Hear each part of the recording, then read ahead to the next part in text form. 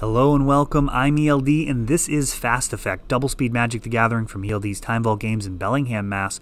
This is part of our Friday Night Magic Legacy. John here, jumping in with a legacy list of elves that I actually had on hand. Now, it was down a Green Sun Zenith for a Finale of Devastation. We'll see if that ends up being a drawback or perhaps a random bonus.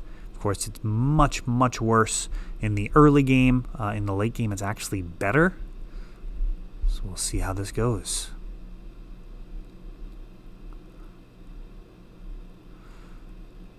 Couple of fetches early and a very unorthodox opening for elves. We've got Glimpse, Lucas hitting with a Force of Negation, Birchlore, and Nettle Sentinel.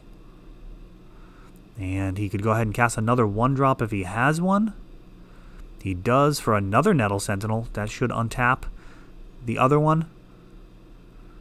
Lucas responding to the untap trigger by taking it out. And Natural Order is a possibility here. And actually, Natural Order right here is Crop Rotation.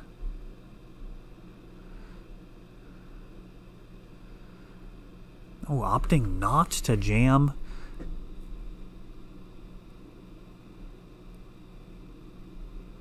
Very interesting. I would have went for it there.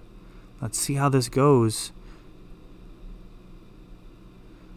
You actually could have Crop Rotation for Gaia's Cradle, fetched for a Dryad Arbor, and pushed through possibly lethal on the previous turn.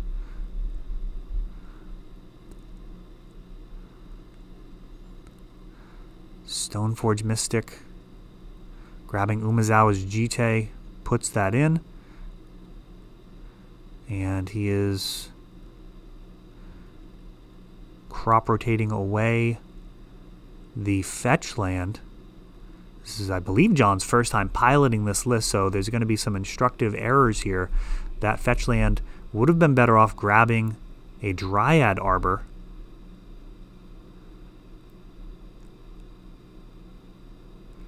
Dryad Arbor is actually the answer to all of his problems here, too, because he can block a creature with the Dryad Arbor and then return it to his hand to make sure Umezawa's Jitte doesn't get any counters. This is going to be a supreme punish. This is going to be absolutely graphic. You may want to avert your eyes. Umezawa's Jitte in a room full of elves is not a pretty sight. We're going to see bodies dropping all over the place. Quirion Ranger dead. Birchlore Ranger dead. Nettle Sentinel doesn't even untap if it swings. What a disaster. Not jamming the Natural Order still.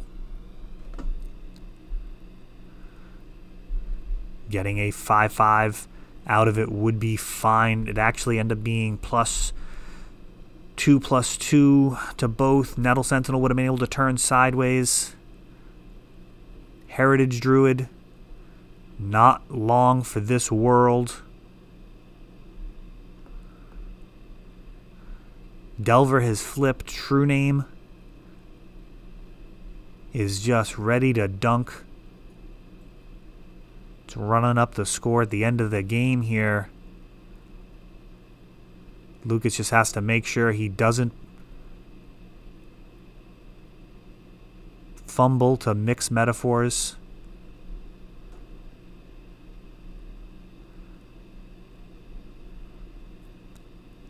I guess the metaphor worked. I was thinking basketball in my head, but I guess I didn't specifically allude to that. This is an absolute trampling. Stoneforge Mystic towering over these other creatures once these counters are removed. It doesn't even need to remove the counter. It's just happy to get more.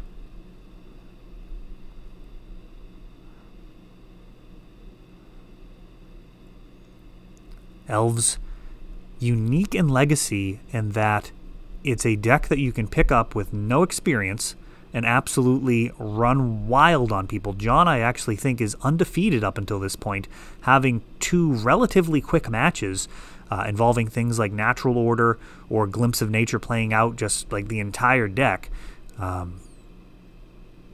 But here we see the difference in between those decisions when you do not have a runaway blowout hand.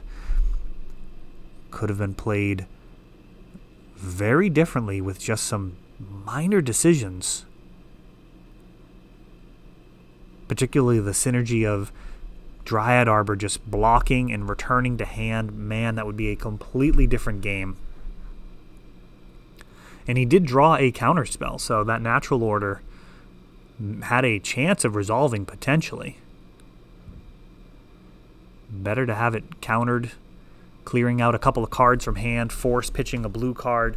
Maybe you top deck another Natural Order later on, and then that one can resolve at any point. It's generally lethal.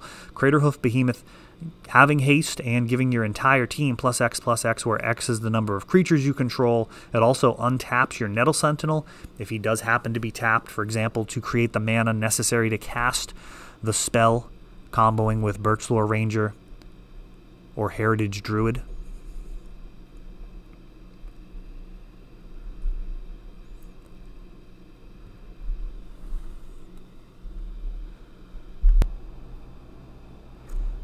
And OBS has a new pause feature, so I was just testing that out. Hopefully that worked correctly and we missed out on quite a bit of shuffling. We should be getting in to the final hands here. John drawing his hand. Oh, and he's going back. I apparently didn't pause it long enough. That's it. That's a test run. We'll see if it actually functions the way I think it does when I upload this video. These are all done in one take, very few exceptions. Occasionally a customer will come in when the lights are on and the open sign is not on, and I, of course, will be happy to take care of them. So I do lose some footage sometimes, but for the most part, my errors are out there just like the players. It is not a perfect world, and often we can learn just as much from mistakes as we do from watching perfect play. Birchlore Ranger untapping the Nettle Sentinel, Gaia's Cradle.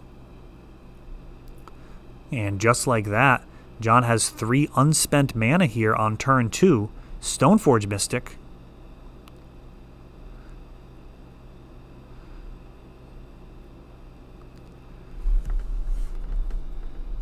Oh, does he have Natural Order and a fetch land in hand? Oh, he totally does. I hope he jams it. I hope he jams it.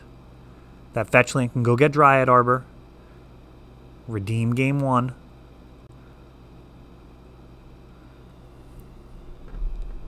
It's going to be a lot of damage if this resolves.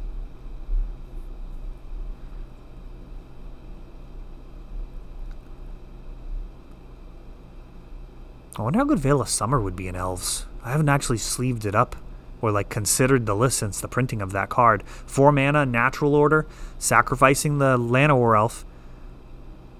Lucas looks like he's getting ready to counter it. He forces, pitching a Brainstorm. 2 damage coming in.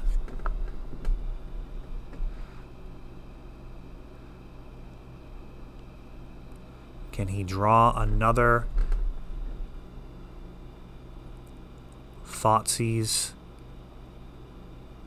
That is going to merit a response, and that's going to be putting in the Umezawa's Jitte. Seeing Snapcaster. I believe Force of Negation. Is that a Prismatic Vista on top? We get a little bit of glare.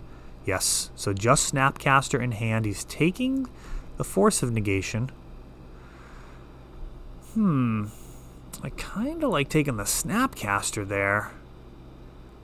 I mean, he does have the ability to hardcast the Force of Negation. We'll see how this plays out. I think there's an argument for both.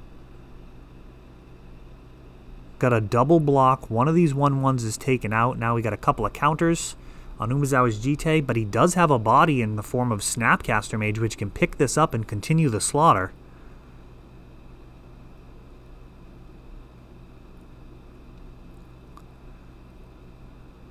It's really a question of how he could potentially win. I think Lucas Oh, Lucas didn't flash in the Snapcaster. Interesting. I would have expected him to flash that in. Quirin Ranger. Another Gaia's Cradle. 2 damage comes in. And now he kind of concedes to following that line. He's going to pick up, send. Oh, that was an error. He should have killed that prior to combat. Oh, and John letting him get away with it. Very interesting. So actually killing the Quirin Ranger. And now Sevinne's Reclamation, bringing back Stoneforge Mystic. That's going to go ahead and get literally anything, and that'll be a wrap. He gets Sword of Fire and Ice. That Wasteland, I think, would have been better on the Bayou. If he hit the Bayou and then cleared the Nettle Sentinel, then Gaia's Cradle doesn't tap for any mana anyways. Sword of Fire and Ice. And now both people wearing pants or boots, depending on where you are in the country. Whatever nickname you... Actually, let me know in the comments what you have for the nickname for equipment in your area. Pants, boots, sword, whatever you call it. A pair of them marches forward here to take that one down in 2. Delver going over the top of Elves. That is all for this one, but don't worry, there is a lot more. You can check out our older videos, and we're always putting out new videos from ELD's Time Vault Games in Bellingham, Massachusetts. If you want to help the channel, of course, you can like, subscribe, share, tap that notification bell so you can know the next time our new videos come out. Thanks for watching.